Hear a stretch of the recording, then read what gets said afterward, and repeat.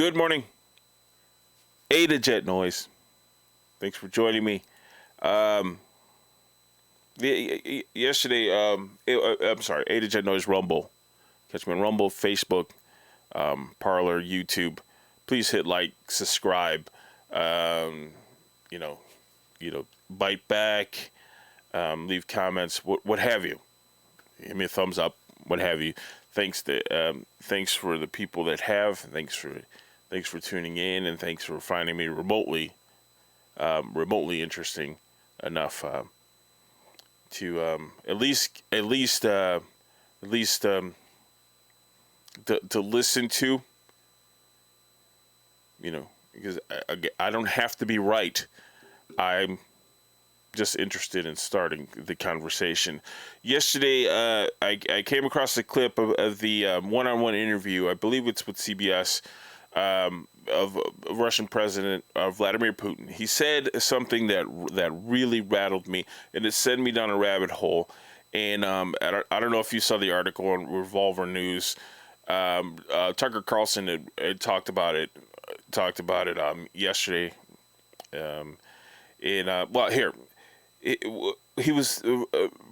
Putin was asked during this one-on-one interview, "Are you an assassin? Have you had political opponents assassinated?" And his response. Well, here I'll just let you listen to it. Of course not. We don't have this kind of habit of assassinating anybody. That's one. Number two is, I want to ask you, did you order the assassination of the woman who walked into the Congress and who was shot and killed by a policeman? Do you know that 450 individuals were arrested after entering the Congress? And they didn't go there to steal a laptop. They came with political demands. 450 people have been detained. They're looking at jail time between 15 and 25 years, and they came to the Congress with political demands. That was, again, the one-on-one interview with Vladimir Putin. Again, that's supposed to air, I believe, Monday. You can catch some clips on the internet, on Rumble, YouTube, Facebook. You can run across it on Facebook. But what rattled me was, of course, the mentioning of Ashley Babbitt, which is he did not call her by name. He said the woman did you have the woman assassinated?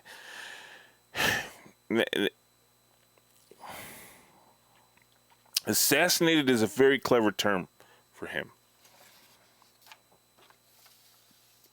because the assassination, by using the word assassination, is putting it in the hands of the United States federal government, the government in general. When you think of government, is particularly you think of what happens in the Capitol, and of course the White House. So it was really shrewd of him to use that word assassination on someone who is, just a regular citizen, Ashley Babbitt, which is the woman that was killed. She was, by the way, she was a Trump supporter. And in fact, she was the only one killed as a result of the breach. I'm not going to call it some sort of insurrection, because it wasn't. I'm not going to call it a coup, some sort of takeover. It was none of those things. It was a breach. That's left talk. If that's what you want to call it, that's making you feel better. That's making you feel better. The reason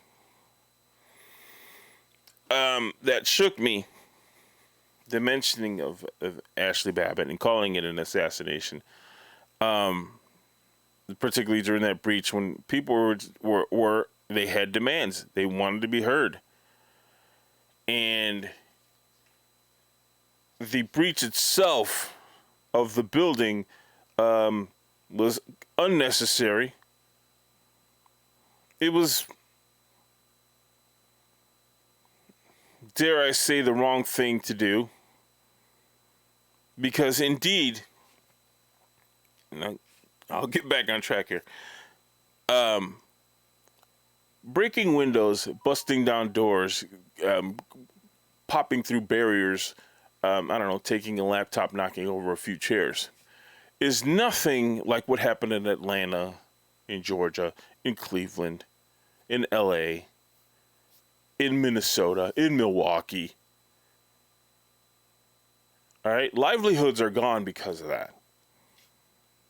And we're talking about, they used the word riot when it came to the breach on January 6th. Why? Because it was in the Capitol? So they got hit in their home, so it supposedly hurts? It hurts so bad, it scared them so bad that they all convened again. Congress convened again later that evening. That's how scared and how shook those people were. I think they were more than prepared for something. And this is, after Putin said that, this is what shook me. And again, Revolver has been covering this. Revolver News. And it's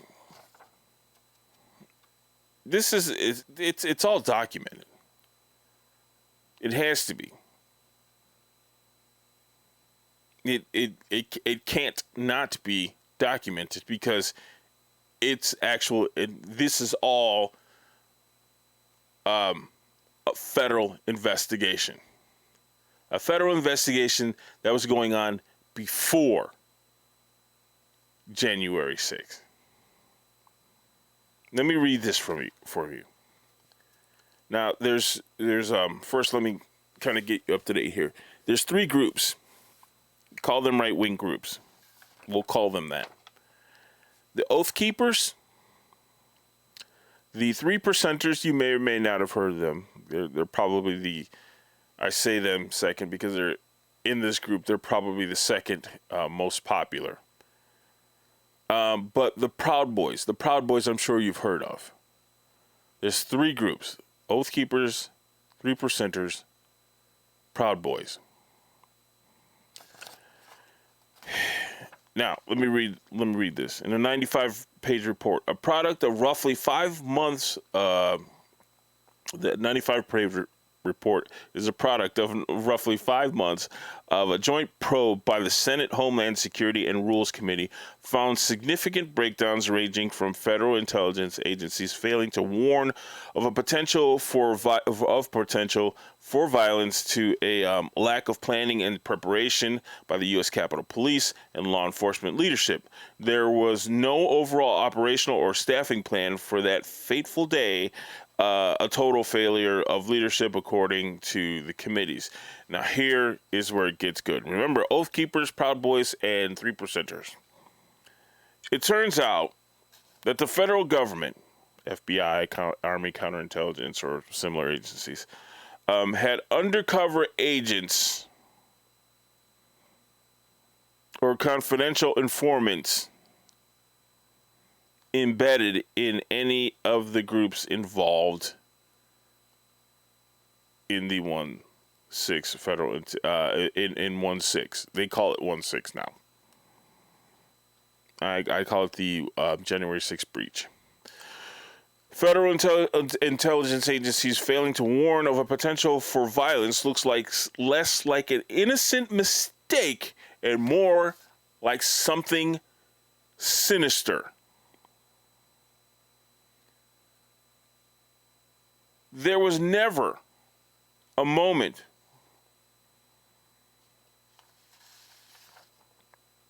there was never a moment that those groups did not have someone that was able to inform the government as to what was going on. You remember some of those that video footage of where it looked like some of the Capitol Police were actually just kind of walking along with the protesters? And for the most part, if they were actual Trump supporters, they're obviously on the side of the police.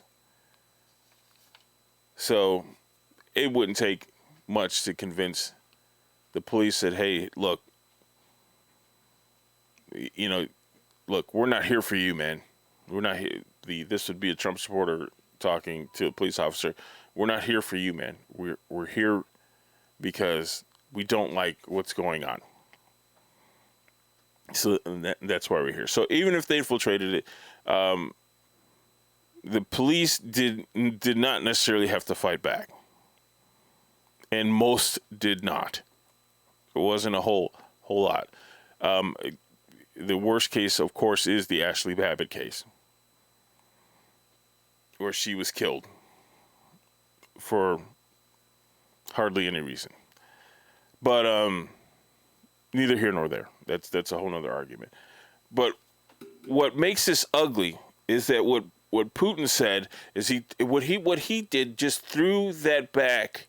Everything, because in the last few days they've been calling him a killer. And I'm not saying he's not. I am not defending Russia. Trust me. What I'm saying is that he was able to lay the same picture that they're trying to paint on him in these last few days and literally put it back in the lap of the White House. I wouldn't dare say Joe Biden, because does he even know what happened on January 6th? Putin threw that back, through that same mantra, the killer, the stain of killer, put that on the lap of the White House. And it is now coming out that, well, another thing, Parler warned the FBI. Still, nothing happened. They actually had informants and undercover agents in these groups, and there was no heightened security at the Capitol. No call for National Guard. No call for, okay, maybe you guys shouldn't hold this on this day.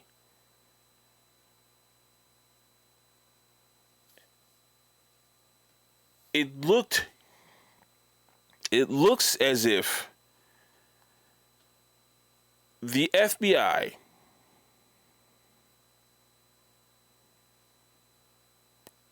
just decided that this needed to happen, that the breach needed to happen.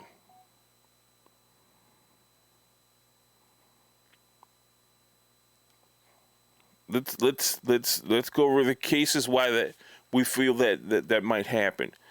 Could it be that the FBI was a part of the planning to breach the Capitol? Could it be that those groups never ever,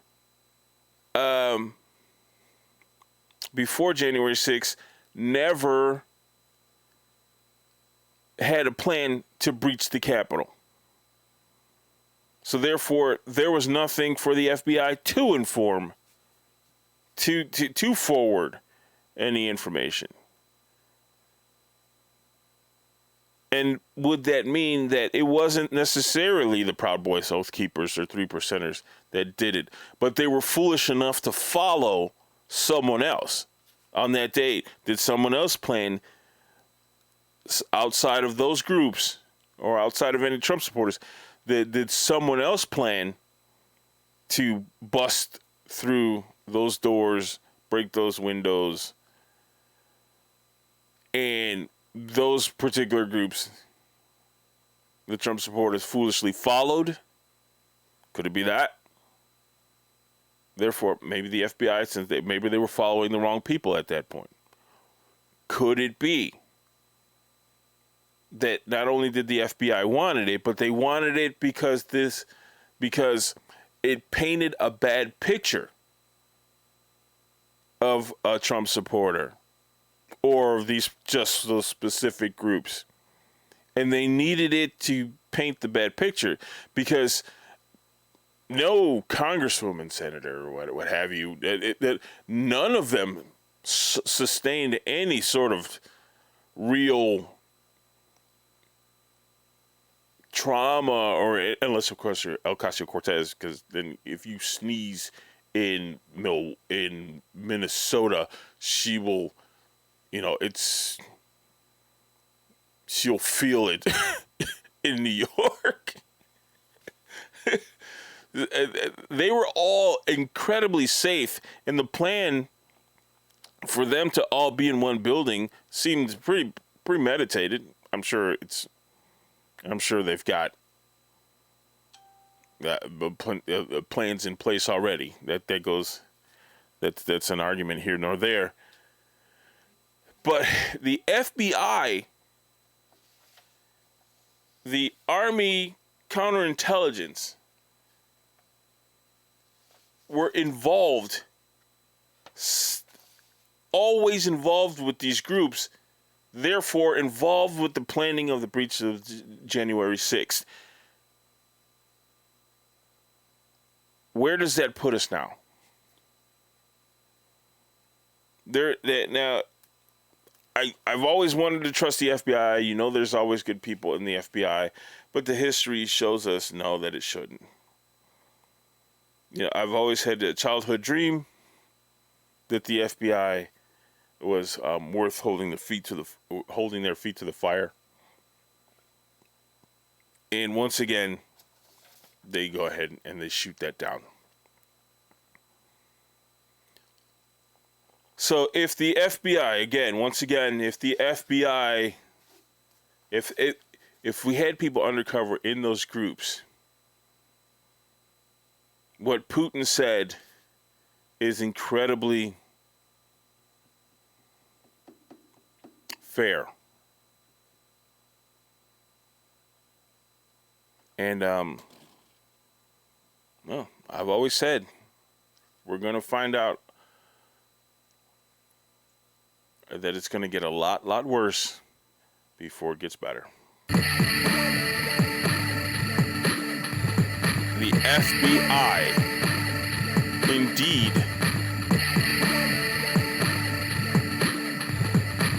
knew enough to call for heightened security. Parler, despite taking all kinds of slings and arrows, warned the FBI. January 6th, 2021, breach on the Capitol did not have to happen. Someone let it happen. We just have to find out why. Thanks for joining me. A to Jet Noise. Rumble, Facebook, YouTube, Parler. Let's have to see you soon, and hopefully out of something a little bit lighter. Until then, big hug, be good, be still. Enjoy your life.